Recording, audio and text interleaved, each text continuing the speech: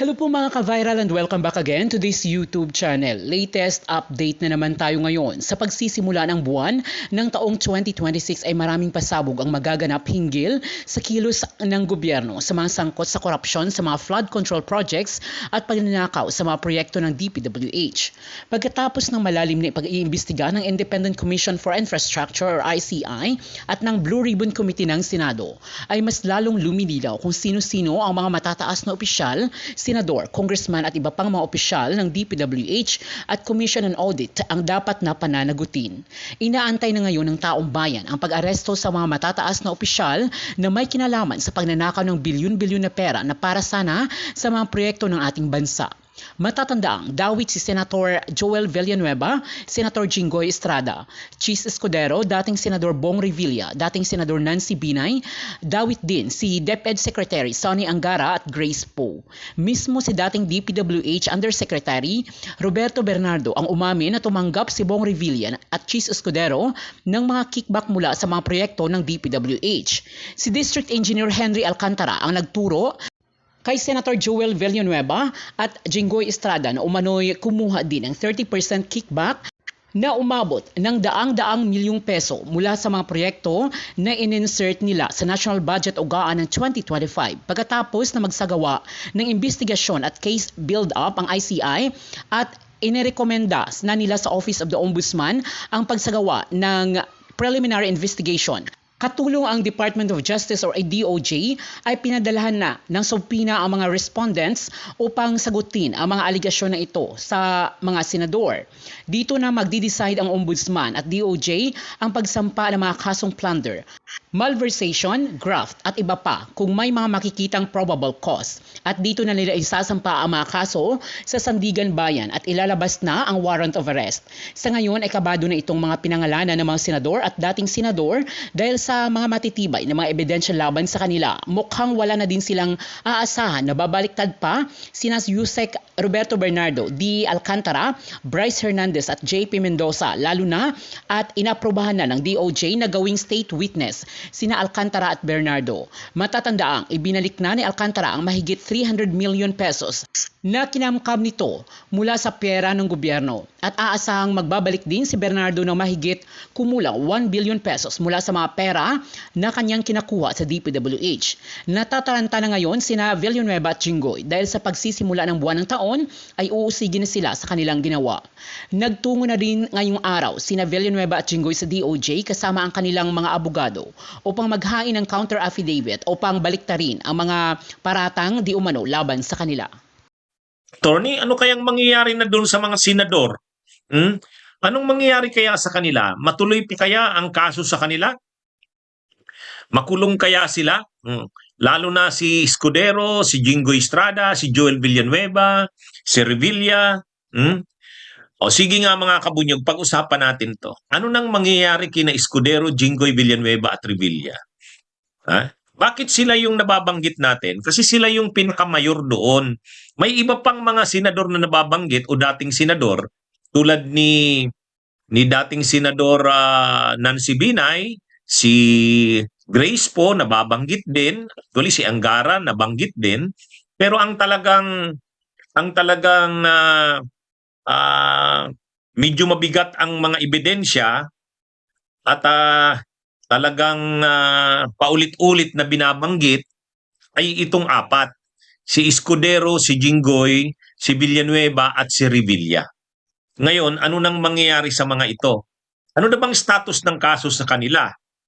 O ito mga kabunyog una, wala pang kaso alinman dyan sa apat na yan. Yan ang totoo. Wala pang naisampang kaso dyan. Ako kasi mga kabunyog, pag sinabi nating kaso, ibig sabihin nasa korte. Pag sinabi nating kaso nasa korte na, wala pa.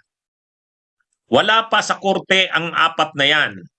Mayroon pa lang criminal complaint. Ibig sabihin, mayroon ng isinampang reklamo sa ombudsman. At base sa investigasyon ng ICI, nirekomenda ng ICI na kasuhan itong si Joel Villanueva, si Jinggoy Estrada at saka si Bong Revilla. Pagdating kay Chis Escudero, ang rekomendasyon ng ICI, imbestigahan pa. Imbestigahan pa ng ombudsman. So ibig sabihin, ang bola ngayon sa apat na ito, nasa ombudsman. Wala pa po sa Sandigan Bayan, nasa ombudsman pa ang bola. Pero wala na sa ICI. Kasi nag-imbestiga na ang ICI sa kanila at ang rekomendasyon ng ICI sa ombudsman, magsampa na ng kaso ang ombudsman para sa tatlo. Kay Villanueva, kay Revilla at kay Jinggoy. Pagdating kay Chis Escudero, Nancy Binay, pag-aralan, mag-imbestiga pa, further investigation pa ang ombudsman. So ngayon, ano nang gagawin ng ombudsman? Ang ombudsman magkakandak ng preliminary investigation. Ito kasi mga kabunyuga, para lang mailinaw ko, ang common kasing term na ginagamit is investigation. Okay? Pag sinabi nating investigation, tatlong klase. Tatlong klase yan. Yung investigation ng Senado, yung investigation ng Senado at ng Kongreso o ng Kamara, ang tawag diyan, investigation in aid of legislation. Pagdating naman sa ICI, ang ICI, Independent Commission for Infrastructure, investigation yan, parang ang papel ng ICI, fact-finding investigation. Pag-iimbestiga para makumpleto yung mga facts at makatipon ng mga testigo at ebidensya, pag may nakitang sapat na ebidensya at testigo, i-refer ngayon ng ICI sa ombudsman. So, pag-refer sa ombudsman, magsasagawa pa rin ng investigasyon ng ombudsman. Ang tawag naman doon, preliminary investigation.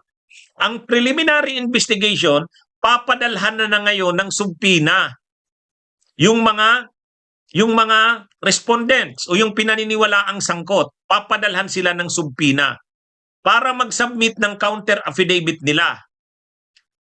Pag nakita ngayon ng ombudsman na may probable cause para isampa ang kaso, isasampa na ngayon ang kaso sa Sandigan Bayan. Yan yung procedure. Kaya magkakaiba yung investigation na yan. Ang investigation ng Kongreso ay in aid of legislation. Ang investigation ng ICI, fact-finding investigation. Ang ombudsman, preliminary investigation. Lahat ng apat na yan, si Escudero, si Jinggoy, si Villanueva at Revilla, nasa ombudsman na ngayon ang bola. Kaya medyo tama nga na malaman natin ano ba talaga ang status ni Ombudsman Buying. Kasi malaki ang trabaho na ngayon na kay Ombudsman Buying na. Sa kanya na nakasalalay ito, lahat ng ito. Wala na ito sa Senado. Wala na ito sa Blue Ribbon. Wala na rin ito sa ICI. Nasa ombudsman na. Kasi ang ICI, mayroon ng recommendation ng ICI. Ang recommendation ng ICI sa ombudsman, kasuhan si Revilla, si Jinggoy at si Villanueva. Pagdating kay Chis Escudero, ang sabi ng ICI, mag-conduct pa ng further investigation. Bahala na ang ombudsman. So, ang gagawin ngayon ng ombudsman, yung recommendation ng ICI ay i-consider ng ombudsman. Susundin ba ng ombudsman yung recommendation ng ICI? Hindi obligado. Kaya ang obligado sa ombudsman ay conduct ng preliminary investigation. Padalhan ngayon ng complaint affidavit itong sila Jinggoy, si Revilla at si Villanueva, pati si Chis Escudero, padalhan sila para makasagot sila. Pag nasagot na nila yan, mag-submit sila ng counter affidavit, maglalabas na ngayon ng resolution ang ombudsman. Ang resolution ng ombudsman, kung sasampahan nga ng kaso, si Revilla, si Jinggoy, si Villanueva at si Chis. Pag nagsabi ang ombudsman, may basihan, may probable cause, may prima facie evidence at reasonable certainty of conviction yan, sasampahan na ngayon ng ombudsman yan sa Sandigan Bayan. Mag-i-issue na ngayon ng warrant of arrest ang Sandigan Bayan. Yan yung hinihintay ng taong bayan. Yan yung hinihintay ngayon. Ano kaya ang nangyayari sa ngayon? Ako ang sigurado ko ang nangyayari sa ngayon ganito. Ha? Sigurado tayo ganito ang nangyayari. Siyempre, gumagawa na ng paraan ang apat na yan, si Escudero, si Estrada, si Revilla at saka si Villanueva. Gumagawa yan ng paraan na hindi matuloy ang pagkaso sa kanila.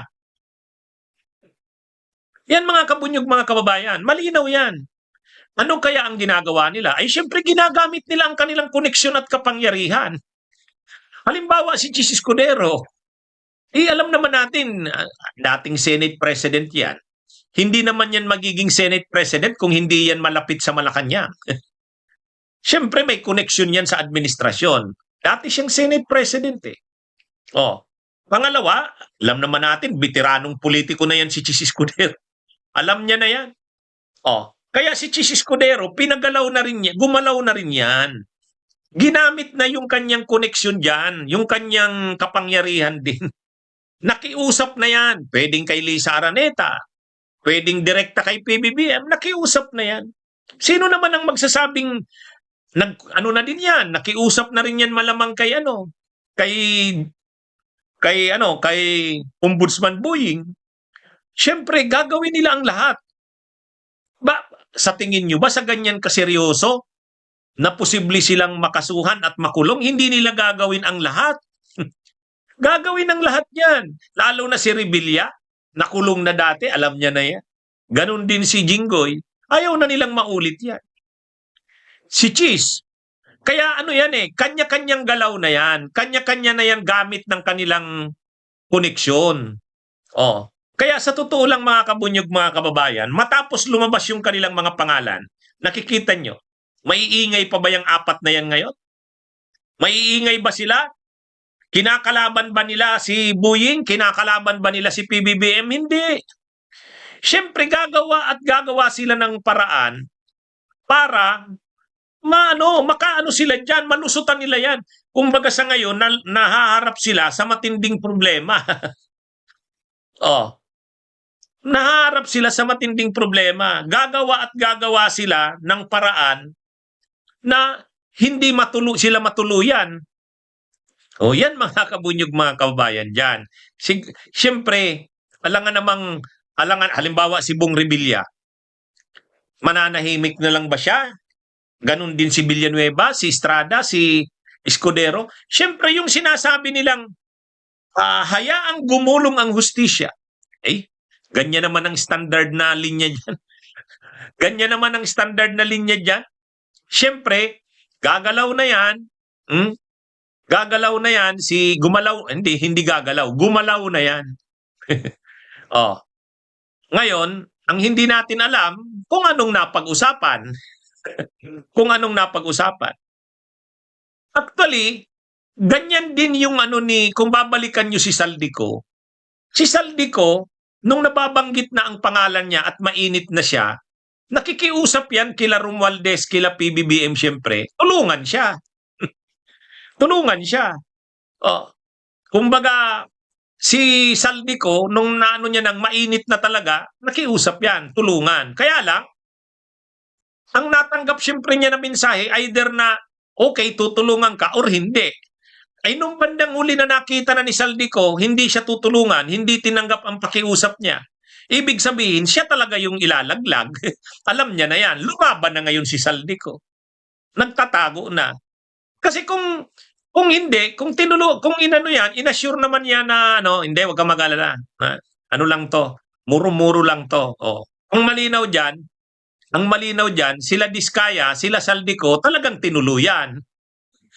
Ang tanong ngayon, ito bang si Escudero, si Estrada, si Villanueva, si Revilla ay tutuluyan? Malalaman natin yan sa susunod na mga araw. Kung sigurado tayo dyan, hindi naman yan sa tingin mo, sa ganyang katinding problema nilang kinakaharap, ay parang Wala lang, hahayaan na lang nila Escudero, hahayaan na lang nila Villanueva, nila Revilla, nila Estrada. Hindi. Ha? Makikiusap at makikiusap 'yan kung ano man ang pwedeng ha? Pwedeng mayroon diyang pinagbigyan, pwedeng mayroong hindi. Paano natin malalaman 'yan? Sa susunod na mga araw. Pag yang mga 'yan, ha? Pag yang kita nyo, si Escudero, yung problema niya sa Comelec, wala na. Dinismiss na ng Comelec. Dinismiss na ng Comelec. Oh.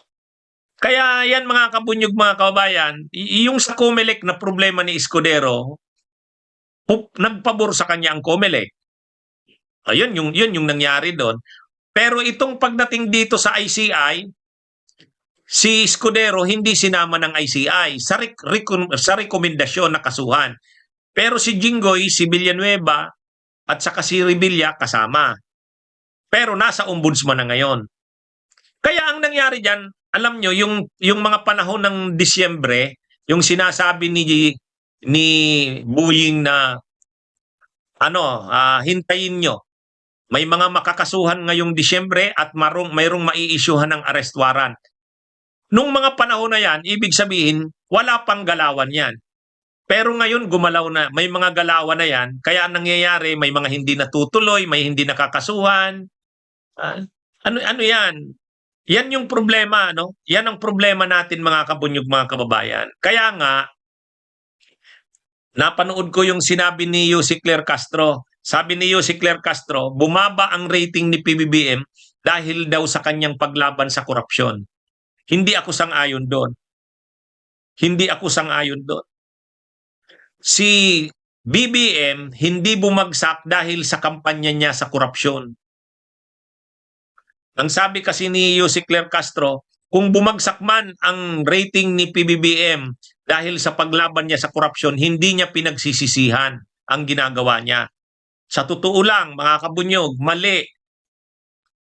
Bumagsak ang rating ni PBBM sa SWS at sa Pulse Asia hindi dahil sa kampanya laban sa korupsyon. Bumagsak ang rating niya dahil sa ang nakikita ng mga tao parang biglang ruminda ang kampanya laban sa korupsyon. Yung pagsulong niya ng kampanya laban sa korupsyon, gusto ng tao yun. Ang ayaw ng tao, ang hindi nagugustuhan ng tao, parang selective ang kampanyang ito. Yung sinasabi na maraming makukulong, mga malalaking isda, walang nangyayari. Yan kaya... Zero.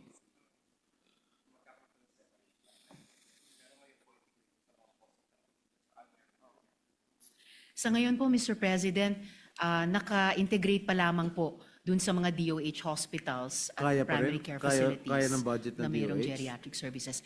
Pinagkakasya po, honestly, ng mga DOH hospitals sa ngayon, kaya't malaking tulong din in a complementary way kapag naitayo na yung Philippine Geriatric Center para moving forward, makapag-appropriate para doon. Kahit in tranches over the next several years dahil progressive naman po yung realization ng establishment noon, Mr. President. Thank you, Mr. President. Has a multi-year cost projection been prepared for the construction, staffing, and operation of the Philippine Geriatric Center? Yung multi-year projection na yun, Mr. President, ay sa panukalang batas natin, iiwan din yung final pesos and centavos nun sa Department of Health. Sa ngayon, may mga projected costs lamang. Una na po yung nabanggit kong 550 million para sa construction at basic equipment. Pero dahil nga ang Philippine Geriatric Center ay mangangailangan ng specialized wards, rehabilitation facilities, diagnostics, long-term care areas at posibleng research at training spaces, inaasahang mas mataas ang kabuuang gastos na maaaring umabot. But over the next several years, so in tranches maaaring umabot sa 600 million hanggang 1.2 billion pesos, Mr. President. Pero ito ay mga projections lang, estimates, base nga dun sa unang Dole Hospital para sa OFWs. Pero ang DOH na po ang gagabay sa atin sa pag-finalize ng requested budgets, Mr. President. Okay, how will Congress ensure that the Philippine Geriatric Center does not become another unfunded specialty hospital competing annually for limited appropriations, Mr. President? Ang inaasahan po, Mr. President, ay sa pamamagitan nitong ating panukala ay mapipigilan natin na magkaroon po tayo ng batas pero hindi naman ito mapopondohan and mabubungi yung isang importanteng elemento ng ating universal healthcare Kasi system. marami Mr. naman President. tayong mga batas na hindi talaga napopondohan, hindi lamang itong hospital. Yes, Mr. Baka President, maging baka maging white elephant na naman itong hospital na ito. I hope not. definitely hindi natin gustong mangyari yon, Mr. President, at gagawin natin ang lahat na ito'y maging isang mahigpit na panukala na actually magde-deliver, magpo-produce ng isang Philippine Geriatric Center over the next several years, Mr. President. So ang target niyo po dito, mga after 5 years, maisa sa katuparan itong... Opo, Mr. President, mga kalahating dekada pa. Dahil at the same time, lumalabas na pinaprioritize ng DOH na by 2028, within 3 years, fully set up na po yung mga specialty centers for geriatric care sa loob ng 33 out of the DOH, out of the 82 DOH hospitals. At gayon din, tuloy-tuloy yung pag-capacitate ng ating mga primary care facilities. 2,000 plus na po ay may ganong capacity at all over the country na magkaroon ng capacity, at least for primary healthcare sa mga geriatrics, not just in the next 3 years, but ongoing po, year on year, Mr. President. Thank you, Mr. President. Okay, I'm down to my last 2 questions, Mr. President. Is the establishment of the Philippine Geriatric Center intended as a pilot model for future regional geriatric centers, Mr. President? Magandang tanong po yan, Mr. President. Actually, hindi na po siya kailangang hintayin bilang pilot dahil bago pa man tayo magkaroon ng Philippine Geriatric Center, nauuna na sa mga rehiyon. At least yung mga specialty centers for geriatric care dun sa DOH hospitals at yung pong mga primary care facilities. So, in a way, kapag maitayo na natin yung Philippine Geriatric Center, makokompleto niya yung isa pang importanteng piyesa sa buong puzzle ng pag-provide ng geriatric care sa kabuuang universal healthcare system natin, Mr. President. Thank you, Mr. President, and I'm down to my last question. Finally, how does this bill fit into a long-term national aging strategy, considering projections that the Philippines will soon become an aging society? Ang ganda po ng tanong, Mr. President, dahil ngayon ko lang tuloy na-realize na kapag nagkaroon na tayo nitong Philippine Geriatric Center, complementary sa specialty centers sa mga DOH hospitals at complementary sa ating primary care facilities na nag-extend ng geriatric services, mas magkakatotoo yung advokasya ng Department of Health ng active aging at saka healthy longevity. So kumbaga, mas ma-anticipate na natin yung sinasabi at sinabi nga po ng good gentleman na darating yung araw as early as year 2030 na tatawid tayo dun sa classification ng aging population. And gusto po natin na sa pamamagitan nitong Philippine Geriatric Center na bubuin yung sistema ng universal healthcare for geriatrics na mas maging capable tayo na alagaan ang kalusugan ng ating mga senior citizens, or kapag magkaroon sila ng health concerns, maaga pa lang ma-detect at ma-intervene ito para magamot, or kung wag naman sana, knock on wood, magkaroon ng mas malulubhang mga health concerns, ay ganun din effectively makapaggamot sa kanila para yung buong life expectancy ay ma-enjoy pa rin ng ating mga seniors, ng ating mga geriatrics. At yung quality of life sa life expectancy na yon ay to the greatest degree possible, ma-enjoy pa rin, Mr. President. Maraming salamat. Thank you, Mr. President. First of all, I would like to thank my colleague, Senator Risa, for answering all my questions. I've learned a lot from all your answers, Mr. President. Thank you. Thank you very much, Mr. President. Maraming salamat po, good gentleman mula sa San Juan. Salamat po, Mr. President. Thank you. The Oo, majority- senior na. Si Risa, 1 year Majority pa. Leader. Thank you. Tinanong ko si Senator Jingo Estrada kung senior citizen siya. Senior citizen na pala. Hindi halata. Yeah. Oh, hindi nga. So, Mr. President, with that, I move to close the period of interpellation, Mr. President, of the measure. They're seeing there are no more interpellators. Any objection? Hearing none, period of interpellation is closed. Thank you, Mr. President. And if the good lady senator is ready with her amendments, maybe we can tackle the... I wish I were, Mr. President, a good majority leader. Pero iniintay pa po yung approval ng mga kasamang senador na nag-propose ng amendments kung okay na po yung formulation. So we'll be ready on Monday, Mr. President. All right, Mr. President. Okay. With that, I move to suspend consideration of the measure. Any objection? Hearing none, consideration of 1509 is suspended. Thank you, Mr. President. Mr. President, I move that we consider Senate Bill number 1513. This is the lupus systemic instituting a national health program to fight lupus, Mr. President. If the 1513. yes, that's item number 4 in the agenda. All right. Any objection? Consideration of 1513 is in order. Thank you, Mr. President. Oh, may nga, Senator Mark. Wala na. Senator Mark has some amendments. Maybe we can just ask the sponsor to be the one to read into the records the amendments for the measure. Maganda para ma-second reading natin. Mr. President, No, still in the period of interpellation. that's correct, Mr. President. Mr. President, no member wishes to interpolate or they... Interpolate? Hindi ko lang alam sa ano. All right. The President, period we of... Yeah. recognize the gentleman from Senator San Jingo Juan. Estrada is recognized. Maybe only 2 questions, Mr. President. Yes, we recognize the good gentle lady from Panay in the Republic of the Philippines, Senator Rizal Tiveros. Senator Tiveros is recognized. Just for the education of the public, Mr. President, just only 2 questions, Mr. President. Ano ba Yes, klaseng Mr. sakit itong lupus? Sa kidney ba ito? It is an autoimmune disease, Mr. President.